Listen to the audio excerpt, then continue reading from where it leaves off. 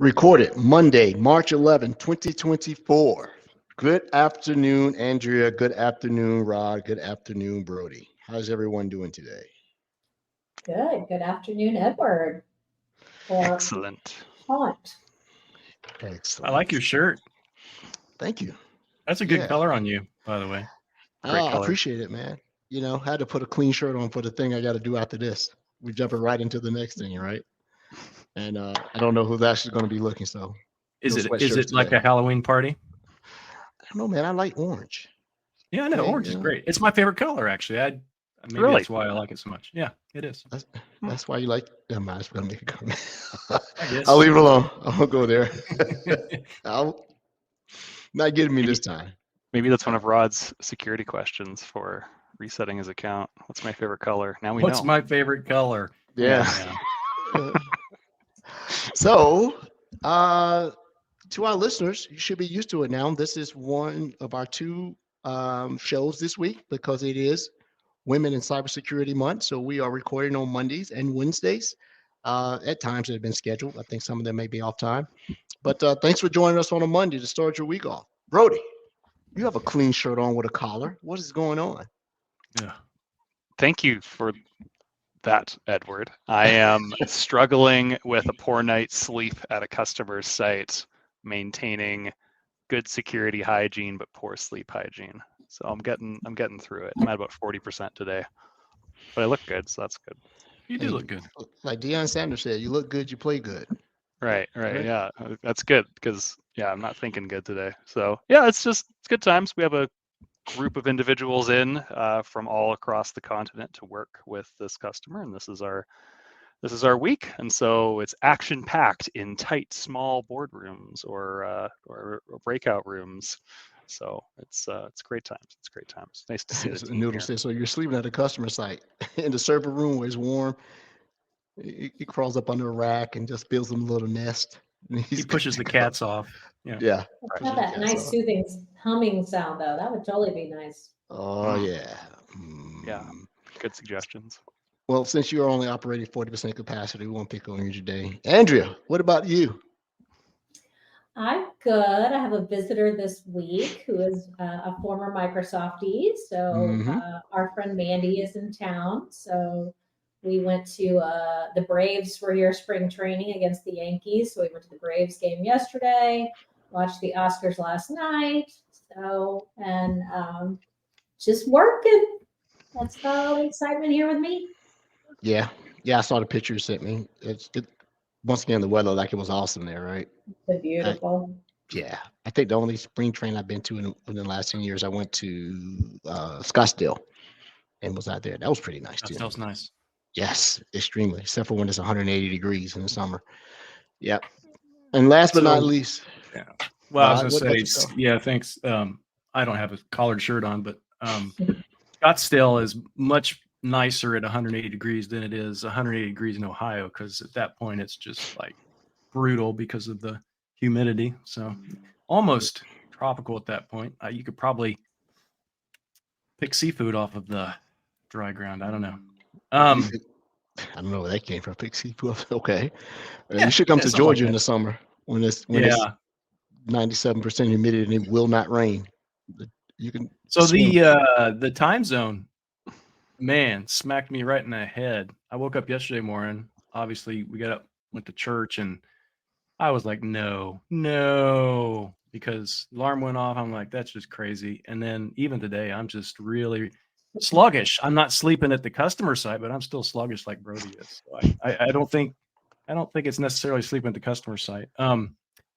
Edward, you're doing something this week that I think's important. Well, we'll talk about it in a minute. I also wanted to mention a couple things for this week really quick. Obviously, it's Women in Cyber, and we have our guest this evening, which we'll introduce here shortly. Also, Microsoft Secure is in 2 days. The Microsoft Secure event. I say that because there will be some announcements made at Microsoft Secure this year that relate to our show on Wednesday evening or afternoon or morning, whoever attends and whatever their time zone is. We may even cosplay Wednesday night. I have no idea. We might actually even cosplay on Wednesday night because of that announcement. So people need to absolutely tune in. We're kind of taking a brief hiatus that episode just to celebrate some important announcement. Also, for all those MVPs that are listening in, hope you do well at the MVP Summit this week. I think Edward is participating in that here even tonight. And so all the MVPs are in Seattle this week for the MVP Summit. And they get to learn all of the cool NDA stuff that should not ever leave the walls of Redmond until they're announced. All right. So I just want to iterate that. Also, what have I been working on this week? I am finally feeling really good about my keynote presentation for Experts Live in Denmark next week. So I've procrastinated so bad, but today I feel pretty good about it. So I'm okay. But Edward, what are you doing? And talk about the MVP Summit, what you're doing there, by the way. Thank you. So right after the show, I may have to leave a little bit early. We are having a fireside chat with the principal program manager for Defender Experts, and I'm going to be the SME/moderator for that session. It's going to occur. I guess it's 6 o'clock our time, 3 o'clock Redmond time. So it's going to be an opportunity for the MVPs to understand what our first-party security services actually is, as well as some customers that want to. I don't know. It's only MVPs. There'll be no customers in this, right? So yeah, as well as some Microsoft individuals who work here who have no idea about what the service that we have. So that's going to be pretty cool. MVPs make up a lot of our partners and customers sometimes. So yeah, they're not just the people that sleep in their server rooms. They're also people that facilitate our customers and our customers. So. Yeah, so it'll be a question and answer session to get an understanding of what the service is, the two distinct offerings, and everybody's going to ask how Copilot fits in with it. So it'll be some conversations around that, how it's being used, and some things around it. But yeah, this is going to be pretty good. I wish I could have flown to Redmond to hang out with Morton and Hendrick, but can't do it. Time constraints. I got to do something here 2 days from now downtown. Got to do an EBC, executive briefing conference, whatever that means. So, but that's it. But hey, we have a guest, so that I'm not the perpetual joke. I know how long Edward takes. Right? I'm sorry, Edward. That's bad. I'll stop telling that joke. I'm just like our guest here. It takes a lot to insult me out of the room. I am numb to it. So, well, hello. We have a guest, and would the guest like to introduce herself, or would the guest sponsor like to introduce the guest? Oh, we'll tell you what, Kate, I'll start and then you can go. This is the one and only Kate Proctor, compromise recovery practice extraordinaire. And Kate, you can give your legit title and introduction if you'd like, but that's how I'm going to introduce you. Oh, well, okay. Well, I do whatever it takes. I'm the janitor. I'll sweep the floors. I'll go get coffee. I think that titles don't matter much, but I've worked for Microsoft a long time, 29 years. Oh, wow. And I know a long time. It just seems like yesterday. No, it seems like 290 years some days. But since 1999, I've done just security. And so I think that's in a show called Security Insights. It's fun to get to talk in that show. Thank you for having me. No problem, Kate. Yeah, Kate and I work on the same team together, and we met in person in Redmond recently at that festive week. That was a good time, Kate. I especially remember you strategically telling people to be quiet and go in the hallway if they want to continue the conversation during one of those days. I just thought you nailed it. You looked at them and you said, I think it was, you said, it's okay if you decide that you want to leave and continue this conversation elsewhere. It was just like, damn. Love it. That's well great. done. Yeah. That's awesome. Hey, Kate, I may need to enlist your help in a few meetings coming up, so just let me know. I know, it's like I need a baseball bat. Remember Brian Valentine with his baseball bat? He would knock on your door with a baseball bat. I was like, oh man, if Brian shows up with a baseball bat, it's a bad day. Bad day. You just need a baseball bat, Rod. I need to have one here. Yeah. It's an attitude adjuster, not a baseball bat. Well, Kate, thanks for coming on. And when actually your name came up just before the show, I was talking to a Mr. Brian Hooper, and we were going over the Ah, show, and he said, "Oh yeah, you got Kate on. I may actually listen in." I was like, "Okay." So, yeah, scary Kate thought. brought us at least one more viewer. Perfect. I'm a viewer. So 29 years. What does one do at 29 years of anything? Yeah. It's fun. I listened to one of your prior shows where Rod said at Microsoft you have to change jobs every 2 years so that you kind of get something new. And the joy of being in security at Microsoft, in my mind, has been it's been a completely different job every 2 years. So I'm waiting till the time I get bored to change jobs, and it hasn't happened in 29 years. So I'm waiting for it to happen. Oh, okay. Huh. So hasn't happened. So what job that you're waiting to happen that hasn't happened that's made you do this for 29 years? What do you do? Um, it's a great question. Why would anybody want to do anything for 29 years? The thing that I've gotten to do over the last dozen years is work with customers who've been compromised, where the dark team that everybody knows shows up, finds the bad guy, puts a target on the bad guy, and I'm part of the team that gets rid of the bad guy, keeps the bad guy from coming back. From my side, I get to show up literally the worst day of a customer's life and say, take my hand.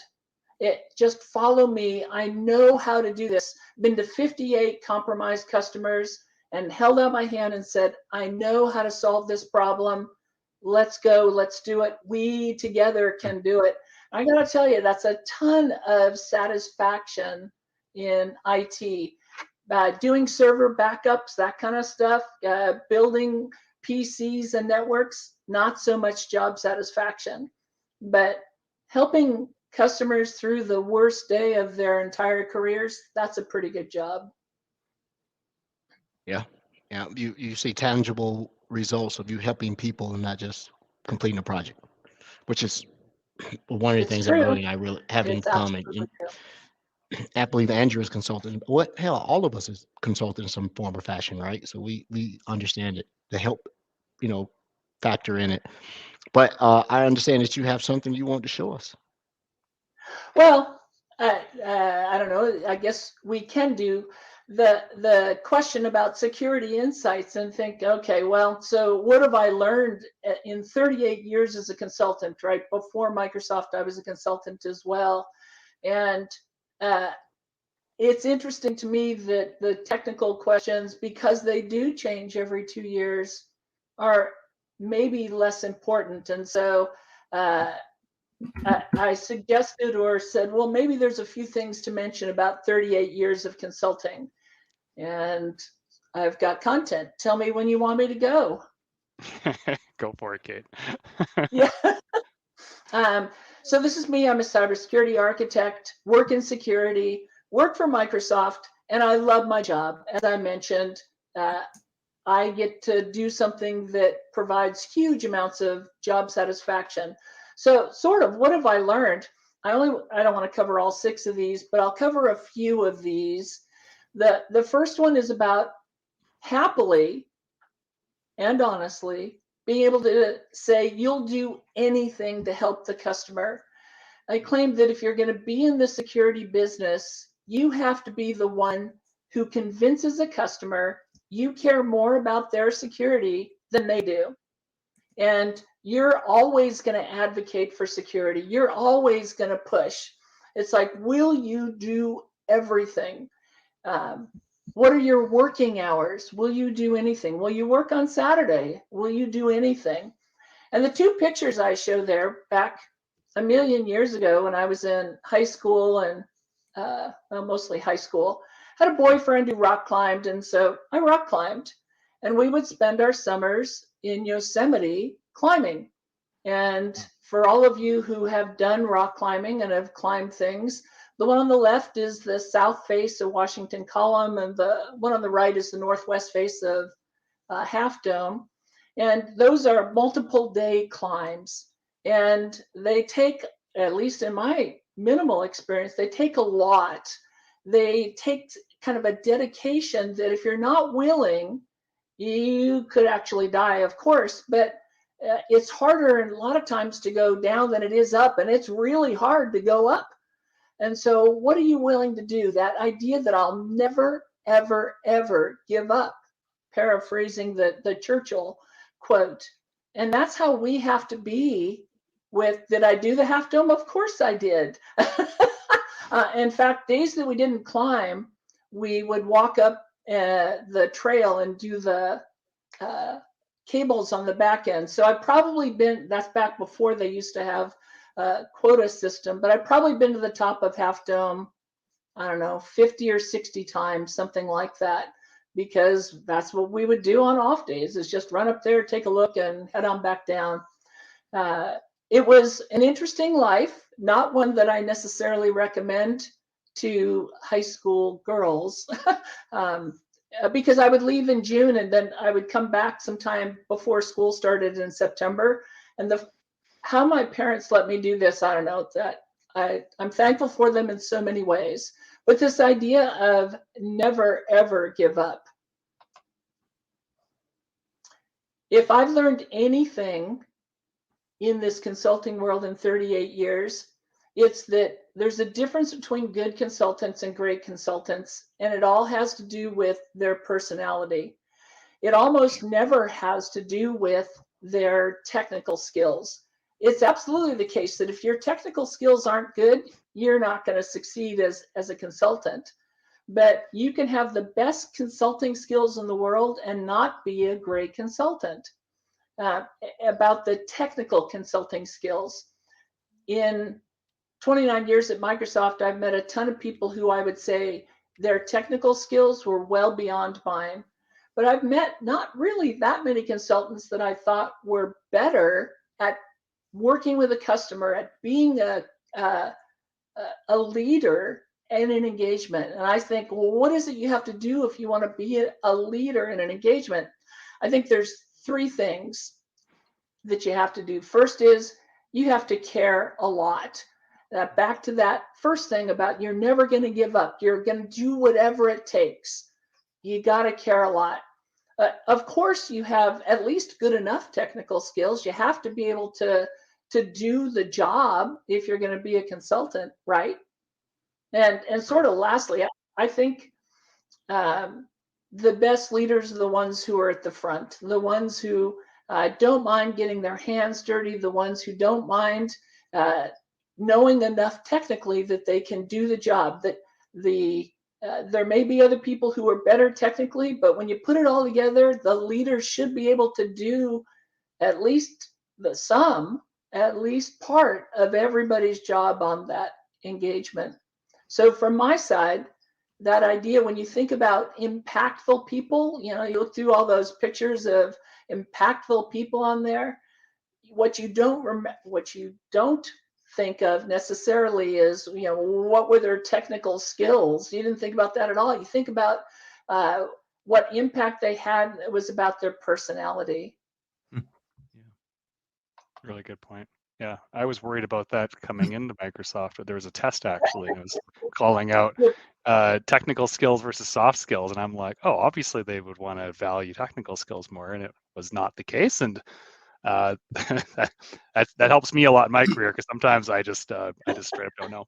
So well, maybe the good part. Sorry, go ahead, Rod. No. I was go ahead, and then I'll ask you a question. Well, I was just going to say that there are people at Microsoft who know what you don't know technically. There's somebody who has that answer. And so if you don't have that, but you can tap on somebody's shoulder, that probably gets you the best of both worlds.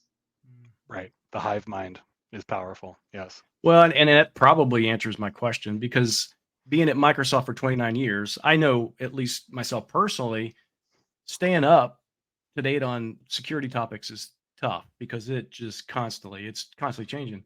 29 years. How has that evolved for you at Microsoft? Because in the early days, you really had to work extremely hard to get those skills, right? I used to tell people you have to run just to stay in the same place. And I don't, well, maybe it's going to change with AI where we have to run again. It seems like it's been wind sprints where we've had these periods where you have to run as fast as you can. And then maybe it settles down for a few years. And then you run as fast as you can and maybe it settles down. I don't know. You've been here a long time, Rod. You've been in the business forever. What do you think?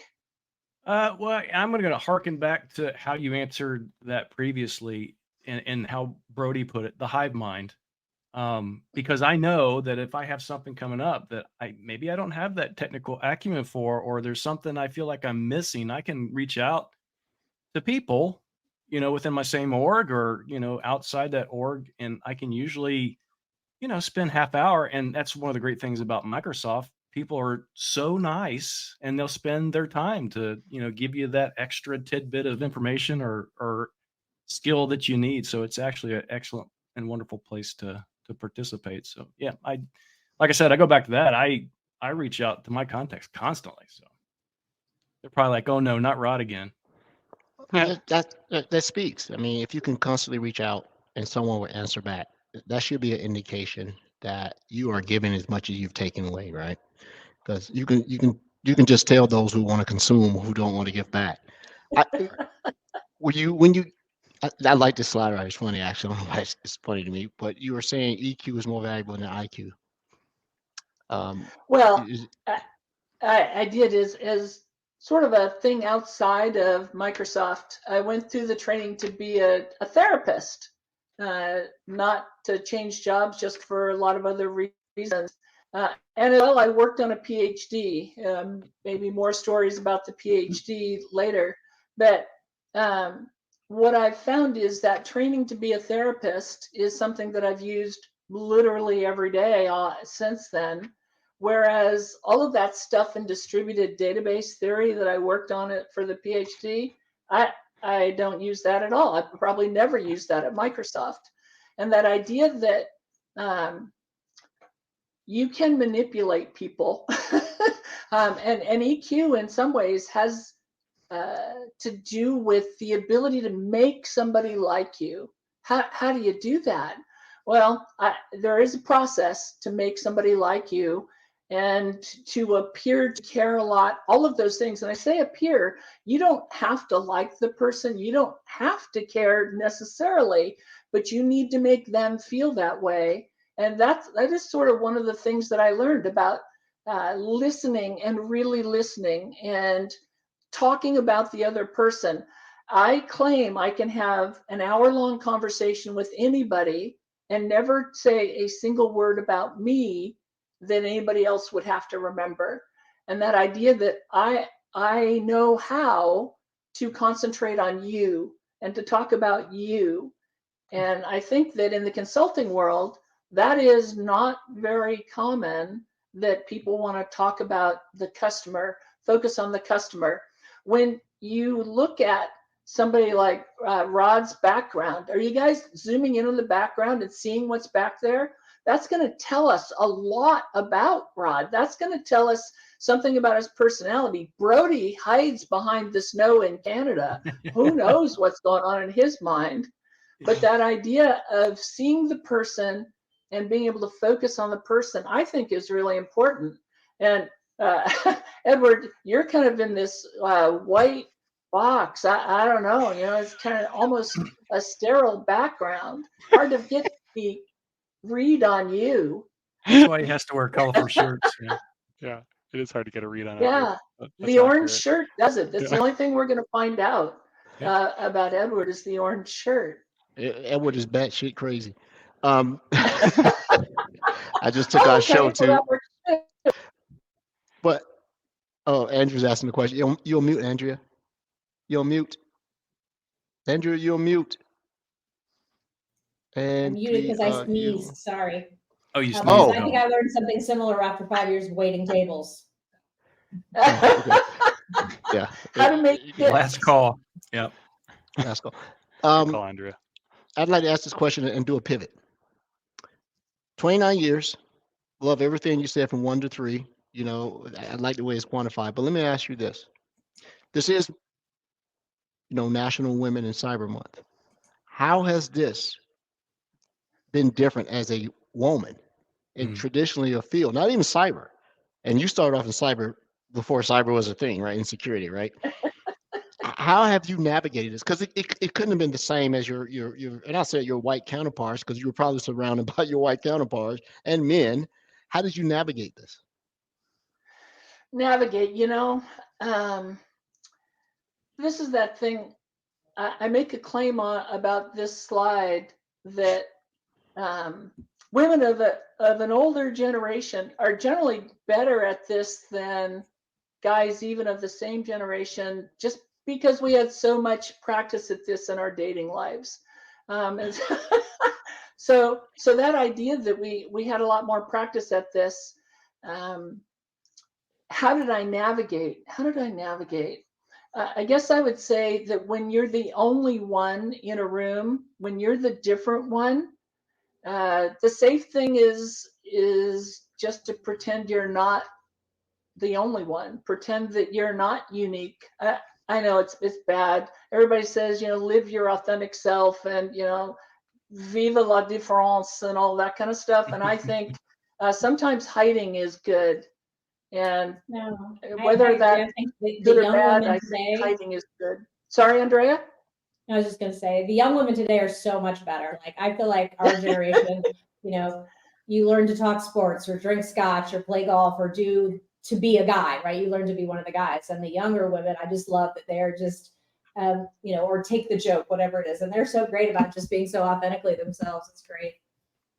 I sometimes think of it as like the TV show Survivor. The people that get to the end, there's those one people that do all the exciting blindside stuff, but then there's the other people that just kind of, hide, and they end up at the end, kind of. Well, so Kate, within these, am I right in assuming that Microsoft was your only gig? Did you do something before Microsoft? Oh yeah, I was an IT manager for 9 years prior to coming to Microsoft. And I came into Microsoft at what we now call an M2. So I had managers of people working for me back then. We're unbelievably immature in the management ranks. And so I'd been an IT manager for 9 years, managed guys and millions of dollars of budget, and Microsoft brought me in to try and manage managers. So I did have a job prior to and I was a math teacher before that. So yeah, I've had a few gigs. Where I was going with this question is, given your longevity at the company and coming in at what we now deem as an M2, what was the recruitment effort to get more women into just, if not cyber, just information technology at a high level? How do you promote getting them to just submitting resume and application to have interest? Were you part of any of those recruiting efforts external to the company? Not a bit. And I got to tell you, in 1994, 95, when I was interviewing, it wasn't a thing we thought about. It wasn't a thing we talked about. Sometime, Edward, when we're sitting around a bar drinking a beer and not in live TV, I should tell you about my first experience with Microsoft's diversity efforts in HR.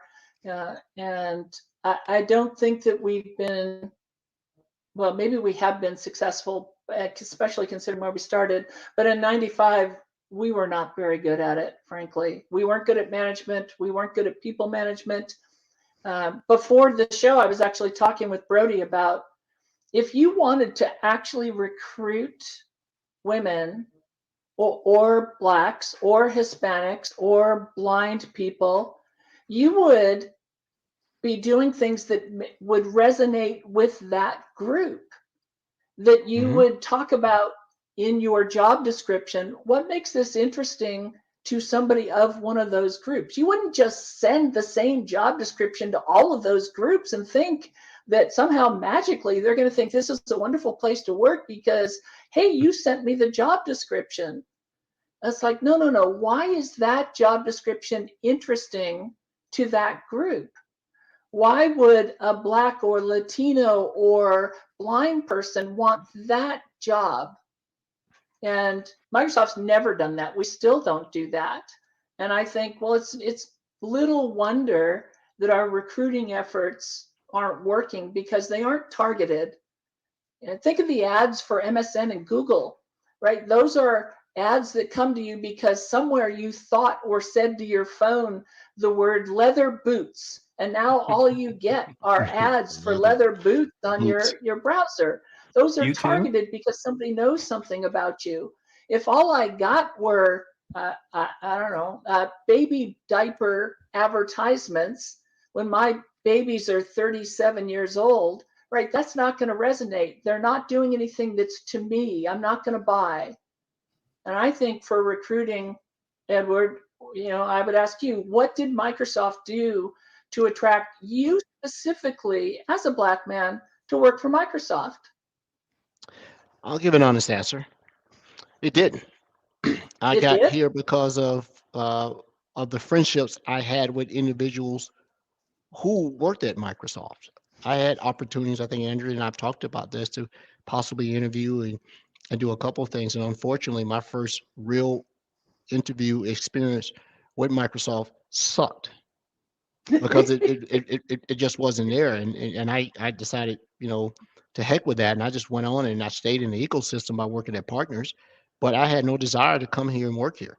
But by virtue of knowing people that had been here and I had an individual who really did right by me, bring me onto it, I joined. Now, have I been an advocate of trying to get more people to come here in the right situation? Yes, but it isn't built for everybody. But to be fair, Microsoft is not alone in this. All these big tech companies have this issue because they have a Borg syndrome. For those who are Star Trek fans, that you will come here and you are to be assimilated. You will comply, and resistance is futile if you want to fit in. Now it's getting better, but it should be much more, past this point where we are in technology, that it should just be, if you can come in, you have a thirst, you want to do your job well, you want to help others and do these things. Um, Maybe there was a time, and I don't want to drone on this, that turning the corner was there for a lot of these companies, and then shareholders and growth and all these things take precedence. So um, now that I'm here, it's sort of ass backwards. You have to be in the place to find the opportunity to go in where you fit in. But if you can't get in, that's the thing I wanted to pick your brain about. We're still hearing about it's so hard to break into the industry, especially if you're a person of color and or a woman. And I'm if I had hair, I pull it out again. Like, why is it so hard? I do not understand. And I wanted to place the blame on some individuals. It's a leadership thing, and for those who are not actively reaching out, who want to bring others up into a field that is probably done right by them. And but that's a topic for another show, right? I just want to, 29. I haven't done anything 29 years other than live and be married. That's it. My kids not even that old yet. Well, actually they are. So raise kids. Yeah, my boys are older than that. So there you go. And so at this point in your career, do you just say, I'm going to do all the things that make my industry better and buck the system, or is it bucking the system doesn't work, right? And I don't mean the system here. I mean we got to find a way to get more women, period, into the industry. Just technology, right? And for all those out there, like, well, there are plenty of women in technology. There are doctors and nurses. That's not technology, right? That's science, right? So how do we buck the system? Yeah, I think it's an interesting thing that not that many groups appreciate a variety of backgrounds. And I mean that in the most generic sort of way with respect to diversity. I was thinking of Maria when you had her on, and she's in the CXP role, but she was a CSAM, which is a very different sort of way to get into that job. And that group appreciated her background. To me, that's amazing. I was on a team where we had a woman who came from an intelligence agency. She was trained, and if she sat in a room with you, she knew 17 ways to kill you without moving only one hand. So she was brilliant. What she knew about security, how she thought about a security mindset was amazing. What did she know about Active Directory? Well, frankly, not a lot. And a lot of people on our team really dismissed her viewpoint because she didn't know a lot about Active Directory. FSMO role? What's a FSMO role? Oh, you don't know what a FSMO role? You're stupid. I don't need you. But that security mindset, I have this thing in security is that today everybody stamps security on their resume, and there just aren't that many real security people. She was a real security person, and she's no longer in a security role because people didn't like her technical background. And so I'm so thankful that Maria was in a very technical role now who wasn't before. That's a group that's interested in looking at different perspectives. Yeah. How do we have more of those? Geesh, I wish I knew. If I knew that, we could go start a company, Edward, we'd make $1 million. You do it by having great leaders and not managers. That's the thing. Leaders know how to hire, attract, maintain, grow talent. Managers do not. They just want to get the job done, right? And that's my opinion on that. And that may be something, but I happened to be in Tampa hanging out with my bestie on here a couple of weeks ago, but I actually met one of my old, bosses, and she was retiring as a CISO at the ripe old age of 49, right? And I'm like, what is making you decide to get out of it? And she's just like, it's just time. And she wouldn't delve into it much more, but she was uber successful, taught me a bunch of things about, how to navigate. Even you think that when you were as senior as the individuals on this call, you know all the tricks. The tricks keep changing to disqualify. So you have to keep learning. And but that's it. But it's interesting. I love hearing from individuals who have spent a significant amount of time in their career at a single entity, which I still find amazing to this day. I didn't think those exist anymore, right? Unless you own a company or it's a family-owned company, why you stand somewhere that long? But evidently, there's something that's desirable for you to stay here. The story of the smartest man in the world. That's really what it is. I would say number 4 is debatable, but go ahead. Well, this sort of ties to it. I need to tell you a joke. And so, Rod, you're a dad. You like dad jokes. Here's a joke about the smartest man in the world.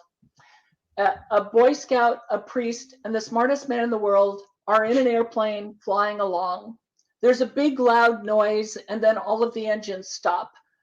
The pilot comes running back and says, "I've got good news and I've got bad news. The bad news is that all of our engines stopped and we're about to crash.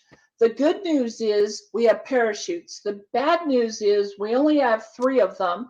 He grabs a parachute, jumps out of the airplane. The smartest man in the world turns to the other 2 and says, "I'm the smartest man in the world. The world needs me. It can't live without me." Grabs a parachute, jumps out of the airplane. The priest says to the Boy Scout, "Young man, I've lived a long and fruitful life. I'm ready to meet my maker. Go ahead, take the last parachute." And the Boy Scout says, "Padre, that's no problem because the smartest man in the world just jumped out of the airplane with my backpack." There you go. We're good to go. So how does that relate to me, right? I've never claimed to be the smartest man in the world. In 1989, all that PhD work was about distributed database theory and technology. And because I was doing all the research, I knew what literally everybody, at least I thought I did, knew what everybody in the world was doing with distributed databases in 1989 and did all this stuff. And I was pretty sure I knew more about distributed databases than anybody in the world. I was the smartest man in the world about distributed databases. And then I came to Microsoft, and in Microsoft in 95, 96, the source code was pretty much open to all of us. And when in 96 and 97, when Active Directory was coming out, you could see all that source code, and obviously I could read it, and I knew it was a distributed database. It was really clear. And I realized that the people designing and building Active Directory knew about things and solved problems that I didn't even know were problems. I was so stupid. I was ignorant. I didn't even know I needed to solve that problem. And one of the things that it was an aha moment for me, a humbling aha moment. The idea being that anybody who thinks they've got it, anybody who thinks that they know it all, categorically, 100%, they don't. They don't. Right. And there's somebody else who knows more than you do, and they may not be the people you think they are. And this is back to that diversity of thought. It'd be great if we hired millions of women, but I guess I'd really like really smart, capable women. I want people who are really good around me, but that doesn't mean they have to have the background and the little acronyms and initials next to their name that I expect. One more story, and then I'll stop. When I was an IT manager, I wanted to hire a programmer analyst, and I put an ad in all the places and had, 100 possible little acronyms. I want somebody who can do all of these things. Okay, great. I got hundreds of resumes. I talked to probably 50 people. I interviewed 10 people. I hired one guy, and 3 months later, I fired him. He wasn't capable of doing the job, and he was the best out of hundreds of resumes. He was the best guy as far as I could tell. And I fired him. The only person so far in my life that I've fired. The next ad I put in the paper was, I don't care what you know. What I want is somebody who thinks when they walk into a room, they're the smartest person in the room. They think that they're really clever. They can hold a conversation with a rock. I want somebody who's clever and who is maybe interested in working in this computer field. I got 3 resumes. I interviewed all of them, and I hired the guy who had no computer experience, but spoke 7 or 8 languages fluently, worked his way around Europe by teaching English in different countries with different languages. And that guy stayed the entire time, was eventually promoted and took my job, and retired from that same company, right? That was the most capable person. And the ad to get him was, I want somebody clever, not somebody with all of the little initials. Mm-hmm. So smart isn't the initials. Smart is diverse thinking. And how do you get that? Well, you find people with different backgrounds to bring them into the conversation. Yeah. Make sure they have a parachute and not a backpack. And not a backpack. I have a similar story. I think I've told early in the history of this podcast. I had a similar hiring situation when I separated from the Navy, which I wasn't the most qualified, but the manager took a chance with me, right? Because I liked what I was doing. It wasn't a job. I really liked it. And I would tell my 2 sons, I said, you will always be faster, stronger, better looking, quicker than somebody else. There will always be somebody else faster, stronger, quicker, smarter, and more good looking than you. And number 3, 1 and 2 can change based on how you go about your business, right? And that's it. I tell them that all the time. But hey, I have to actually drop from the show. I have to go jump to another one. Kate, it has been a pleasure. But I tell you what, Kate, all is not lost. I know you've only had to fire one person in your life, but if you got Brody here, I'm sure. I'm absolutely sure. She's already hacked on his background, so I don't know. Kate likes me. She told me that in person. So just so you know. And she gave you a backpack on the going down plane. Yeah, and she's clever. So there you go. Bye, Kate, Edward. it has been a pleasure talking to you. I really appreciate it. You remind me someone I really admire too. You're funny. I get it. Yeah. Thank you so much for coming on. I got to drop, guys. Thank you, everyone. Let me go do my thing. Bye, Edward. I love the diversity. Okay, if you want to go ahead and continue. You know what? You know what I almost did? Oh, don't do that. Don't do the Brody. I almost hit in stream. I tell you, I almost did it. Avoid the red button. Remember. Leave studio. I'm leaving. One at the bottom. Hit the orange button. Kate, I've buggered up the stream like 3 times, and it was just like, it's so embarrassing every time. There we go. But anyway. Well, I was going to say, this is all the sausage being made stuff that you guys are telling everybody. Well, Well, it's Yes, it's been called on the open receiving source. end of That's us the leaving official early. term. Yeah. Andrea, how'd you get hired? What enticed you? Well, for Microsoft, I was at a customer. So I had made friends with the customer, the account team. And so when a role came open, they came to me and, asked me to come apply. And I became a account technology strategist, which is funny because back in the, so many of Microsoft titles, they really don't mean anything. So I would tell people, I said, that means I'm partly a technologist and partly a therapist. And I use the therapist more often than the technology. So, but I was always a nerd. So I was the only girl in the sci-fi section of the bookstore and, the one riding the skateboard. So. Wow. Wearing the pointy ears. Yeah. 100%. Yeah, I never knew anybody like that ever until I got to Microsoft. Yeah, this is when I finally found my people. Yeah. Yeah, That's there's some good. exceptional people at this place for sure. But I will agree. Okay, well, I'll talk about one more and leave it there. I tell customers, I tell everybody that I'm not here to make you happy. That old joke about I'm from Microsoft, I'm not happy till you're not happy. I tell people that is true. I am the bringer of truth, not the bringer of happiness. And that, especially in security conversations, I want to never, ever lie to knowingly lie to a customer. And that sometimes works out well and sometimes it doesn't. I've done about 850 engagements for Microsoft in my consulting years with Microsoft, and I've been thrown out of 3 of them. And every one of those 3 of them, in my opinion, had to do with I wasn't willing to lie to the customer, and the customer was just having none of it. And because some customers want to be lied to more than they want help, I've been kicked out of 3. 3 out of 850 is probably be really good in baseball, but it's kind of bad in consulting, I think. But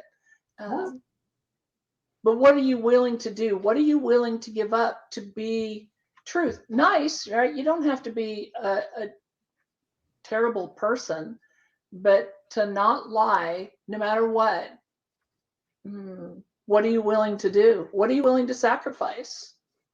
Good point. Yeah, Well, I've got exactly. Herman here on site, Kate. You know Herman, and he will be direct with people, and he will hold his ground on things. And I learn a lot from that, right? Like, it's like, listen, I know you want to do it this way, but I'm going to consistently tell you that that's not the way you should be doing it.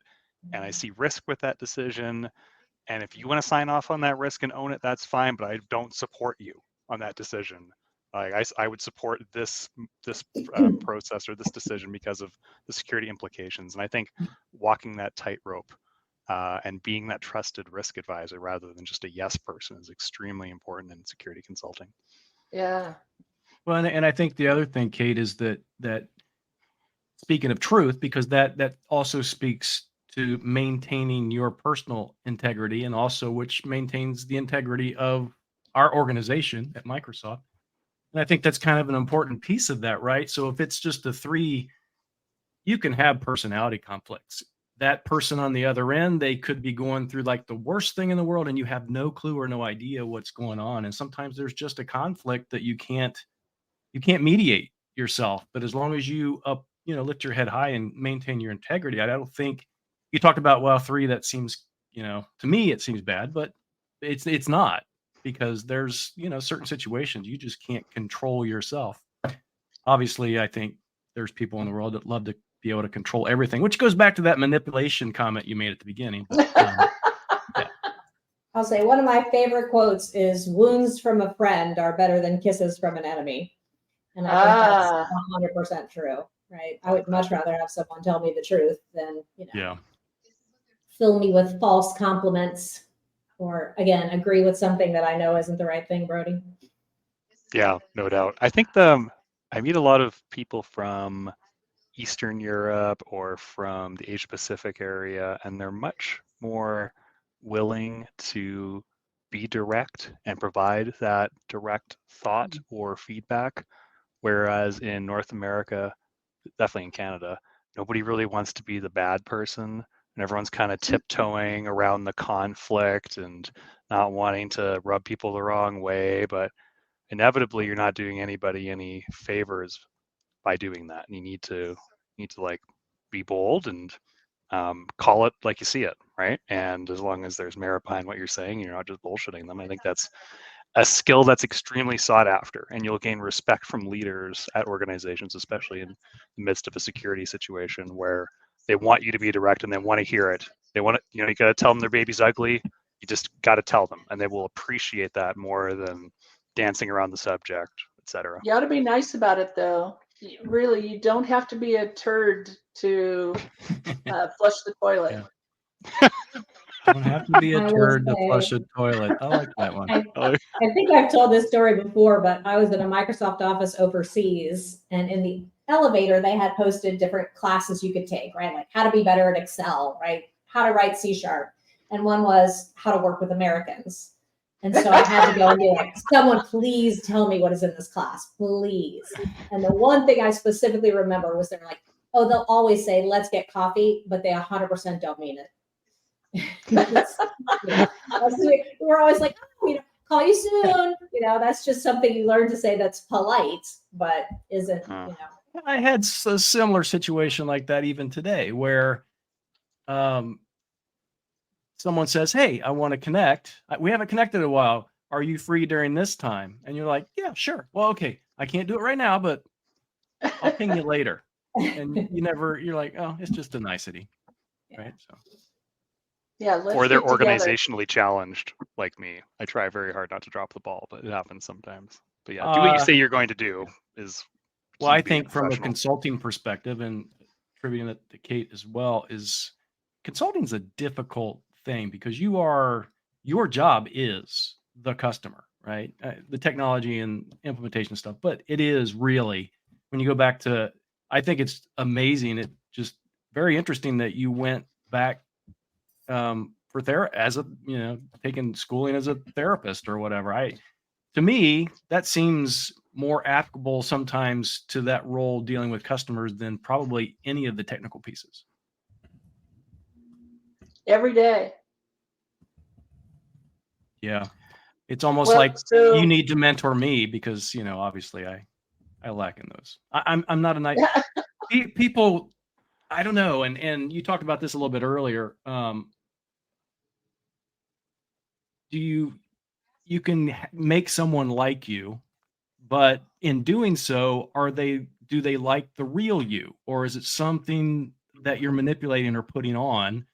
And I think from my perspective, I'll just tell you personally, I think it's that way with me because, I can make anybody like me, but it's not probably going to be the real me because I have to say, to be honest, I'm not that nice a guy. People think I am, but I'm really not. I mean, I'm very opinionated. If you get to know me, I'm very opinionated. I can end a sentence with a definite period, and that's it, so. Well, Yeah, I think there's a difference between getting someone to authentically like you and be your friend, as there is to, like, in the situation of being a waitress, right? I need for us to connect for this short engagement. The same with a consultant. We need to connect for this engagement. We're not becoming besties. That's not what I think we need. Or Rod, when you're at a conference or whatever, right? We are, connecting at this time. And I think that's, a different way to look at it. Well, I just thought since we had Kate here and we have a therapist on She in the show, I would just take advantage of that. So. Yeah, you can't afford me. There you go. Is that because of my background? You know that, right? And be on that couch for days, Rod. Yeah. I was thinking under your comment is that it's exactly right. Mine is relative to being a consultant, to going on doing project stuff. The objective isn't for you to necessarily be authentic. Your objective is to get a particular thing done and the customer to move and to do a whole bunch of things It's security. Nobody likes doing all this. Everybody's stressed, blah, blah, blah. And so how do you do that? That's about establishing confidence, establishing trust, establishing friendship, all of those things as quickly as possible. You only have a few hours, maybe, to get all that stuff done and done well. Well, and back to what we were talking about earlier, those 3 customers, they have to be receptive as well, right? So it works both ways. Yeah. One, I think we probably all maybe have some last questions. One last question I had, because we talk about this periodically on the show and specifically during Women in Cyber, but mentoring, I think, is a huge piece, right? So you've been here at Microsoft for 29 years. Obviously, you've had mentors. But what are some of the things that you've gleaned? We never asked this question. What are some of the things that you've gleaned from your good mentors, right? Instead of the mentorships, what about your mentors? Yeah, let me tell you the story about my first post-milestone review, right? 50 people, largest internal project at Microsoft. We have this internal review. I'm running this whole thing. It was fabulous. We're doing all this stuff. And my manager, who I have so many learnings from him as a mentor, after we were done, brought me into his office and said, "What did you just do in there?" And I said, "We got the best post-milestone review I've ever seen in 20 years of doing IT." And he said, no. What did you do in there? And I said, "I ran the whole thing." And he said, "The receptionist could have done what you did." He said, "Running that meeting, you added zero value that entire 3-hour period. If I ever am in a meeting and you add zero value again, I'll walk you to the door. It'll be your last day at Microsoft, I promise." And he walked out of the office. And I'm like, Whoa. and I walked out of the office angry and sat in my office with the door closed until I wasn't angry. And I realized he was right. Dagnabbit, he was right. It's about adding value. It's about adding value in any conversation, in any meeting, in any whatever. And why did I want to talk about this stuff? And it is sort of about, well, this is maybe my value add. And when I'm in a meeting with a customer or not, I want to make sure I add value to the conversation. And to me, that was an amazing learning from my third manager at Microsoft, who made me as angry as I've ever been at Microsoft, but it was still useful. I love that story. That's incredible. I probably would have cried myself, but Yeah, well, Yeah, I definitely would have cried, but I would have cried. it's always fun to feedback. That is when they're right. That's the worst part. yeah. But there's that truth thing again, right? Truth Yeah. is important. Yeah. Thank you, Kate. Thanks for sharing everything today. I'm glad we were able to have a wonderful conversation. Yeah. Did I Thank you add so much for value? doing this. We've never met, but I feel like almost, I don't know, kindred spirits. Feel like we almost know each other at this point. I think you added value, Kate. Yes, absolutely. Yes, 100%. absolutely. 100%. Thank you so much for joining us. My pleasure. Thank you so much for having me. As Brody knows, I love to talk. Yeah. And we're going to have you back for a more in-depth technical conversation in the coming months, if you'd like. If you'd like that, Yeah, we would love it. Well, like we said before, Rod, now that you've had me on, you can get together with the rest of the crew and decide if you ever want me back. We'll talk about it. I'm just kidding. Yeah. Yeah, no, you. Don't do it. I would love to have you back. I think you have so much to share. I'm just thinking 29 years and you're only up to slide 5. There's got to be a lot more that I'm interested in. So yeah. I have a small mind. Yeah. Clever mind. Yeah. But yeah, thank you so much for joining us. I truly appreciate this. This is just every show that we have done this month so far has just been super valuable to me. I've gleaned something from it. I appreciate that. Yeah, we got some awesome You're guests. welcome. Thanks. My pleasure. Thanks, Kate. So Wednesday, what are we doing Wednesday, Brody, Andrea? There's another show. There's another show. What are we doing? But we're going to talk about we're the celebrating. announcements from Microsoft Secure. Yeah, we can't forget that. Make sure our listeners, you listen in for Microsoft Secure for the announcements, because if you show up to the show Wednesday evening and we're doing something silly and you have no clue what it is, then we're just, like Kate says, we're just going to walk you to the door. So there you go. We're going to add value, or Kate's going to walk us to the door from now That's on. right. Yes. Yeah. That's right. Yeah, So anyway, looking thank you forward so to that. much, everyone. We will see you all Wednesday. Same bat time, same bat channel. Thank you.